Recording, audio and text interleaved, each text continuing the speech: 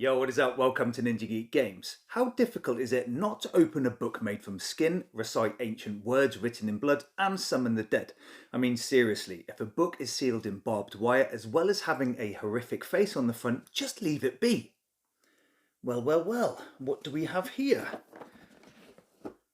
Whoa, a book made from skin. Groovy. Candra, Estrata, Montus. Join us. Yes, it's back. Evil Dead 2, the board game, is being resurrected through a Kickstarter campaign that promises a deluxe version and a solo co-op mode, if you dare open it. Now cast your mind back a few years. Evil Dead 2 was fulfilled to backers with an expansion, but its very first campaign was met with quite a bit of trepidation. Nevertheless, Jasco Games stepped up and for all those that lost out, provided them with a copy of the game. But Linvander Studios are set to bring back the demonic spirits to wreak havoc all over again. Evil Dead is a classic cult movie and the story of two lovers who spend the weekend in an old cabin, only to find the Necronomicon, the Book of the Dead. This releases a host of demons that turn the unwitting into deadites, where we see a host of possessions, dismemberment and gore. It's quite romantic really. Currently, Evil Dead is a 2 to 6 player game with hidden traitor mechanics where you and fellow humans are running about a secluded cabin trying to seal a portal to the undead world by collecting lost pages of the Necronomicon. However, you'll have to contend with numerous deadites, overcome hideous events and take on bosses who will stop at nothing to see you dead by dawn. If that isn't enough, one or more players in the game are corrupt and secretly working against you who can reveal themselves at any moment as a deadite. Groovy. In this video, I'm going to discuss the components and mechanics of the original base game and expansion and what I think of the game at multiplayer. Then we'll look at what the new Kickstarter campaign will offer that goes live very soon, and I'll put a link to that here and in the comments. Lastly, I'll provide an overview of the solo and co-op rules that allows one or two players to enjoy the game. Note that this video is not a paid promotion and this is my copy of the game where I fully painted the miniatures, so it already looks pretty awesome. Let's take a look. The game comes with a very nostalgic board that all fans of the movie will immediately recognise. In the centre is a cabin filled with various rooms and features, with the surrounding areas leading to the woods. The board spaces are quite hard to make out, and I'll discuss what Linvander are doing about this later, but some have spawn sites where deadites and bosses come into the game, and most have spaces for item tokens that can be collected during play.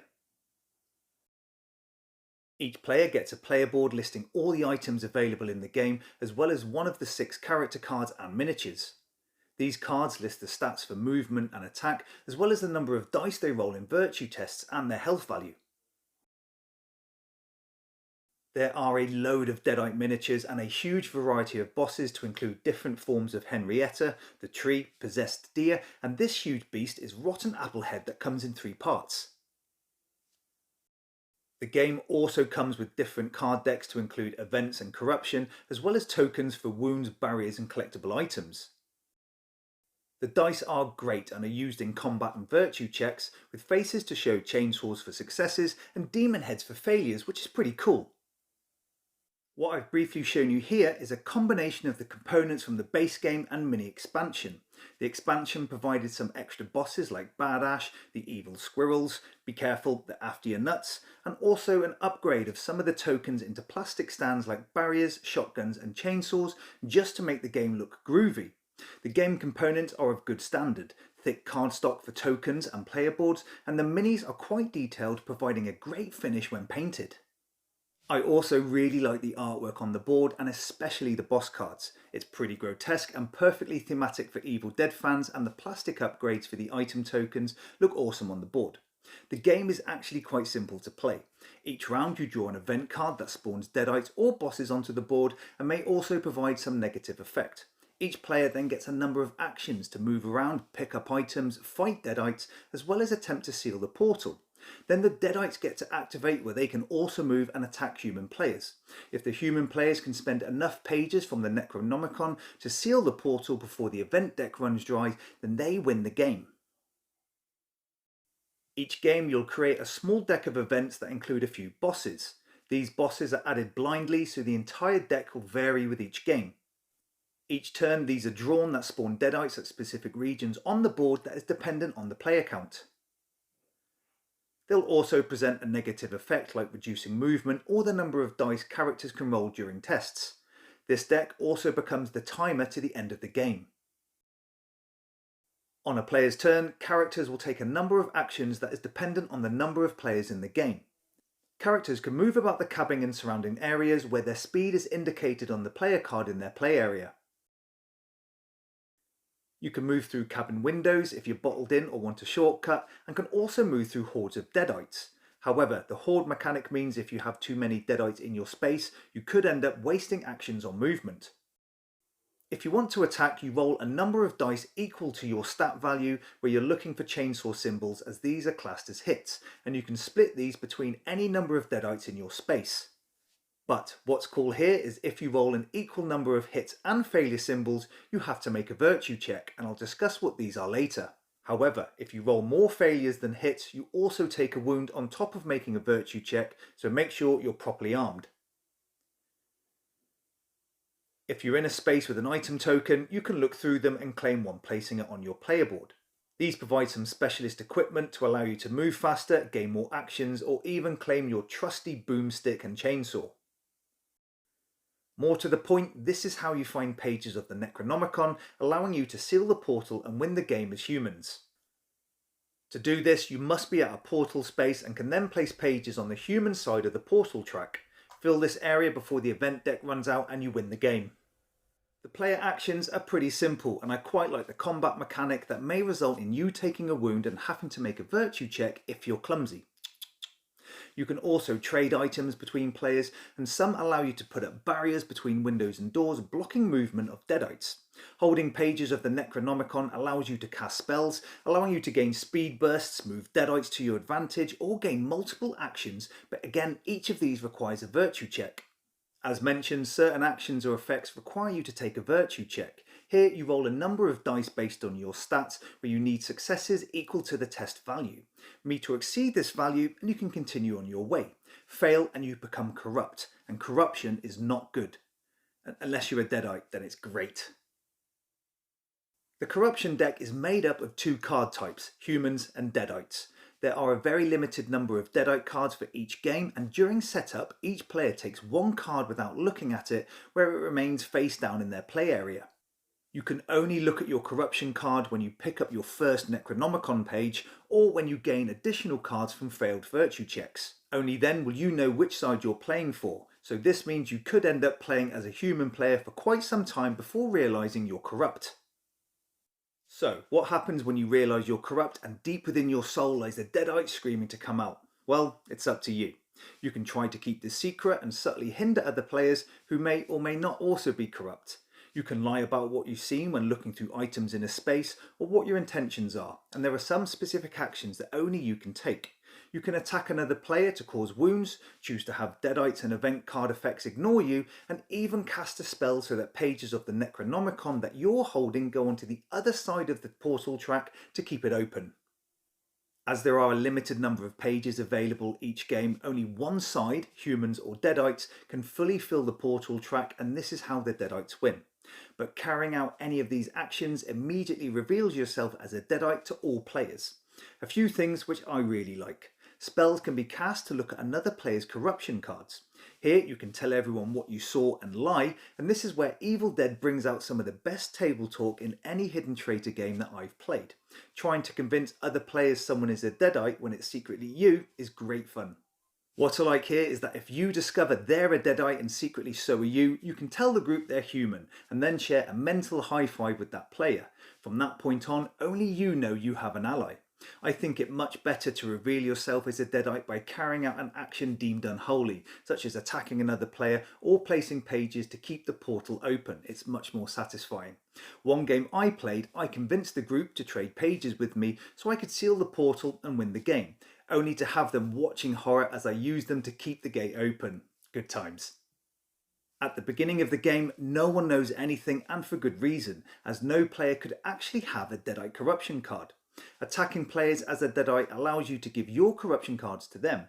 You can give them a deadite or human card to sow seeds of doubt, and the more players you attack, the more suspicious everyone gets until trust just packs its bags and walks sternly from the cabin. And it's beautiful, and it's not even the best part. On revealing yourself as a deadite, you get to swap your pristine miniature with a gruesome and hideous corrupt one, just to drive the point home, and they look fantastic. During the enemy phase, all deadites move en masse towards the nearest human player, and they'll ignore all those who have revealed themselves as corrupt. When they attack, they roll dice equal to the number of deadites in a space up to the maximum of 3, but any more minis than 3 cause automatic wounds to that player for each. Any blank faces rolled cause you to drop pages in your space, and any failure symbols result in wounds, a virtue check, and lost pages, so they can be pretty brutal. As you can see, for a simple game there's quite a bit going on. As well as trying to attack, collect items and seal the portal, you can cast spells, but these actions may force you to make virtue checks. The more you take, the more corruption cards you're likely to gain. Deciding who is deadite or human can be tough, and convincing other players is harder, but he who laughs last gets their soul ripped from their body. So to win as a human, you need to seal the portal, but as a deadite, keep it open. However, if the event deck ever runs out, then all players lose the game. The base game and expansion come with a number of bosses that are souped up versions of the deadites, and these are spawned by event cards. Each game will present 3 random bosses that include the beautiful Henrietta, a cursed tree and a crazy deer head. Each has its own style of play, where the tree remains outside the cabin but can grab nearby characters and pull them through windows. The amputated hand has fast movement and cannot be defeated, but you can boot it across the board if you deal it wounds. Possessed deer are a favourite, as they'll attack anyone, good or bad, so can be used to your advantage. Demons, however, are tough and rip down barricades and cause wounds without rolling dice. The combination of bosses in a game is always random, except for Rotten Applehead, that always turns up like a bad smell. This is an undefeatable monster where its head sits on the porch and the arms crash through the cabin, causing wounds, stealing pages and forcing virtue checks. When a head or arm piece is wounded, it's removed from the board, but only temporarily. During the next round, it resurrects to full strength, where you need to remove parts again. What a great miniature, but total pain in the ass. Whilst the head is on the board, human players cannot cast spells to place pages on the portal track. You need to work together to remove the head, use as many pages as possible before it grows again next round, which is fitting because the event card that spawns Rotten Applehead is called We're Gonna Die. So when drawn, scan other players for an involuntary fist pump, they'll be corrupt for sure. I really like this game. It's simple enough to get to the table with newer players and has a great theme and IP.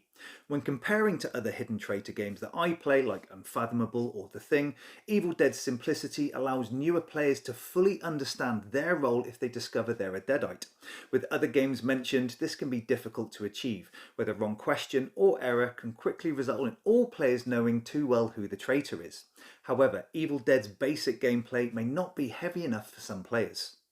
The game also plays fairly quickly. A 6-player game shouldn't last more than an hour, and I do prefer the higher player count just because of the table talk, which is a great part of the game. I like being able to peek at corruption cards, sow seeds of doubt or lie, or watch slack-jawed as someone reveals himself as a deadite. So what does the Kickstarter offer? If you have this, do you need the newer version? Is there an upgrade kit, or are we missing out? No, you'll be good. The Kickstarter is providing a game that combines both the base game and expansion in one box.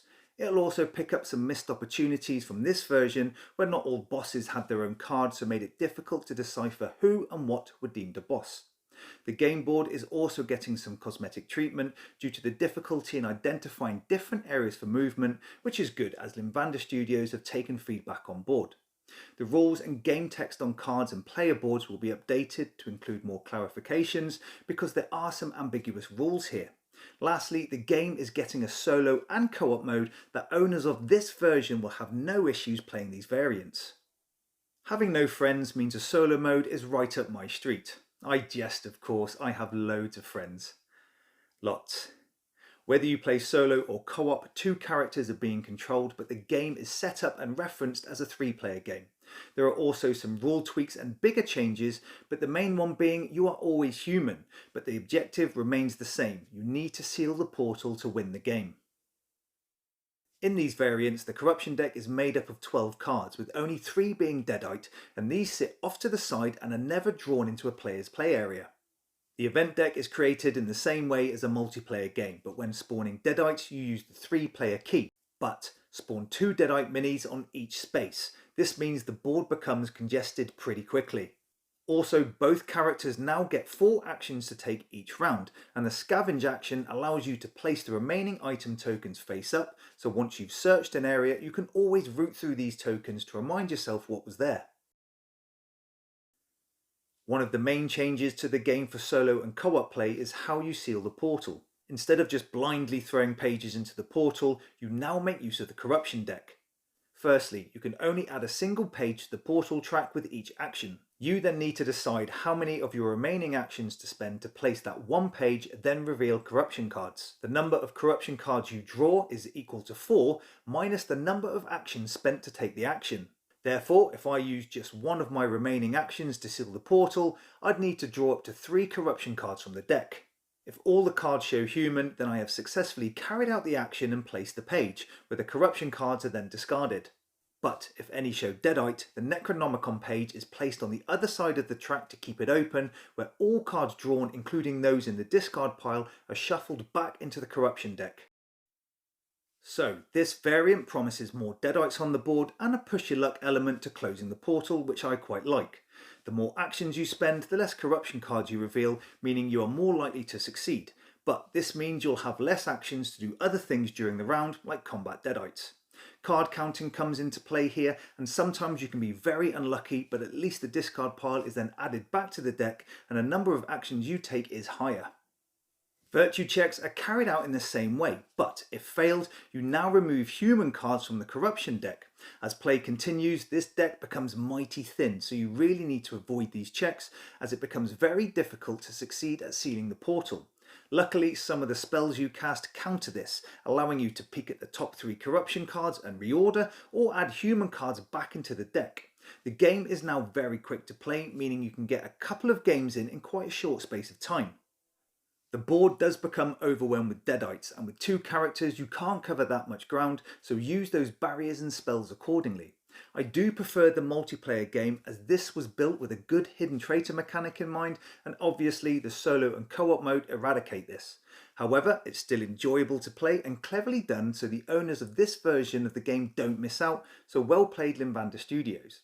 The Kickstarter campaign goes live very soon, so if you're a big fan of the Evil Dead or Hidden Traitor games, then this certainly is a resurrection that you'll want to check out.